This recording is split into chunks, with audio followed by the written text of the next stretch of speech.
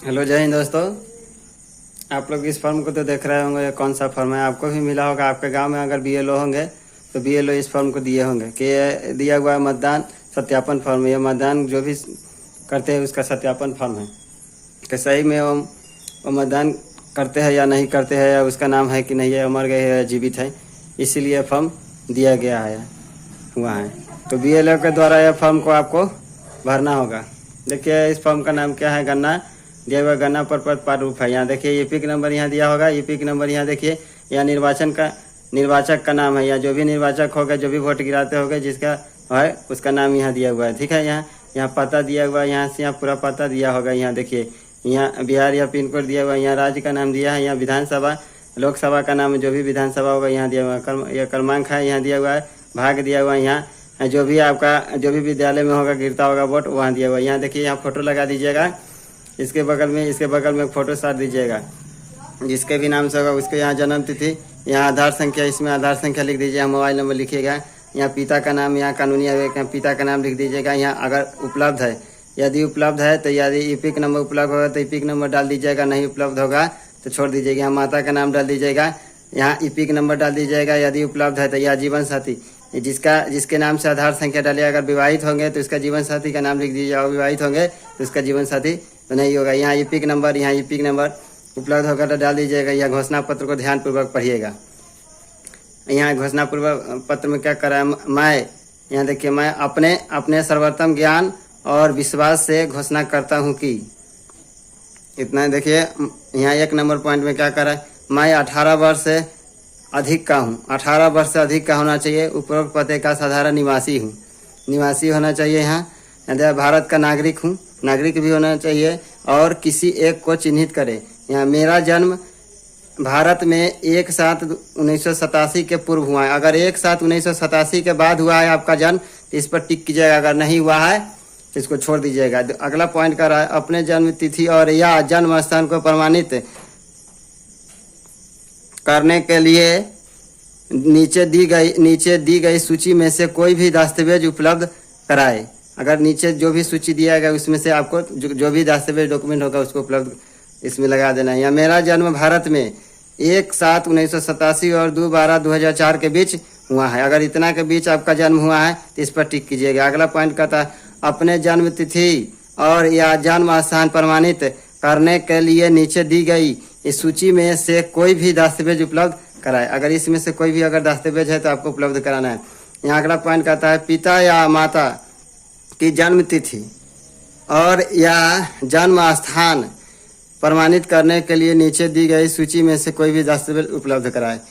जो भी होगा उस सूची में, तो जो भी दस्तावेज होगा उसको लगा देना है। इधर उलटेंगे, इधर फॉर्म को फिर पलटेंगे। पलटने के बाद यहाँ फिर देखेंगे, मेरा जन्म भारत में 2/12/2024 के बाद हुआ है। अगर 2/12/2024 के बाद हुआ है तब पिताजी का डॉक्यूमेंट लगाना है आपको। जो भी जन्म प्रमाणीकरण होगा वो लगाना है। यहाँ देख रहे हैं, वो लगा देना है यहाँ पर। उसके बाद यहाँ अगला पॉइंट कहता है, अपने जन्म तिथि और या जन्म स्थान के प्रमाणित करने के लिए नीचे दी गई सूची में से कोई भी दस्तावेज उपलब्ध कराए। अगला कहता है, पिता का जन्म तिथि या जन्म स्थान प्रमाणीकरण करने के लिए नीचे दी गई सूची में से कोई भी दस्तावेज उपलब्ध कराए। अगला पॉइंट कहता है, माता की जन्म तिथि और या जन्म स्थान को प्रमाणित करने के लिए नीचे दी गई सूची में से कोई भी दस्तावेज उपलब्ध कराए।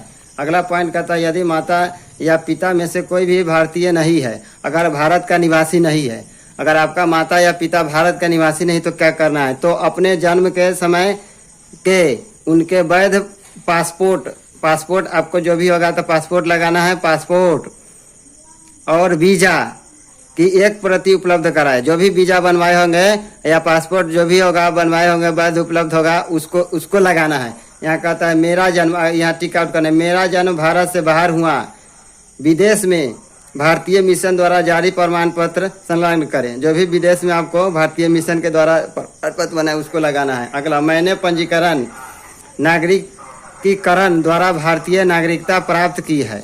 नागरिकता पंजीकरण प्रमाण पत्र संलग्न करें। नागरिकता पंजीकरण जो भी प्रमाण पत्र है वो लगा देना है आपको। ये दूसरा कहता है मैंने किसी अन्य देश की नागरिकता प्राप्त नहीं की है। अगर नहीं की है तो क्या मैं निर्वाचक नामावली में नाम शामिल करने के लिए आवेदन कर रहा हूं और मेरा नाम किसी अन्य विधानसभा निर्वाचन क्षेत्र संसदीय निर्वाचन क्षेत्र में शामिल नहीं है।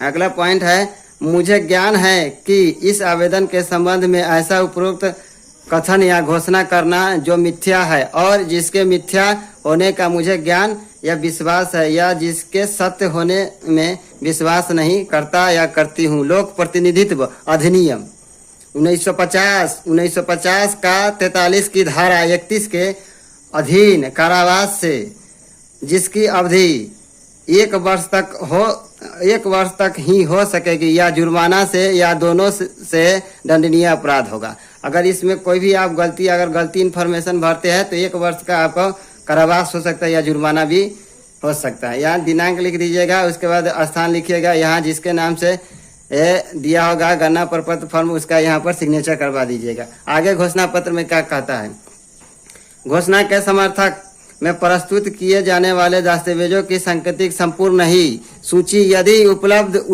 उल्लिखित हो तो स्वयं पिता और माता के लिए अलग अलग स्व अभिप्रमाणित दस्तावेज प्रस्तुत किए जाने हैं। सिवाय जहां अगर आपको सूची 2003 का जो भी सूची होगा अगर माता पिता का नहीं होगा उसमें नाम तो अलग अलग आपको डॉक्यूमेंट लगाना पड़ेगा। दस्तावेज अभिप्रमाणित अपना स्व प्रमाणित वाला है ना, स्व अभिप्रमाणित वाला आपको डॉक्यूमेंट लगाना पड़ेगा।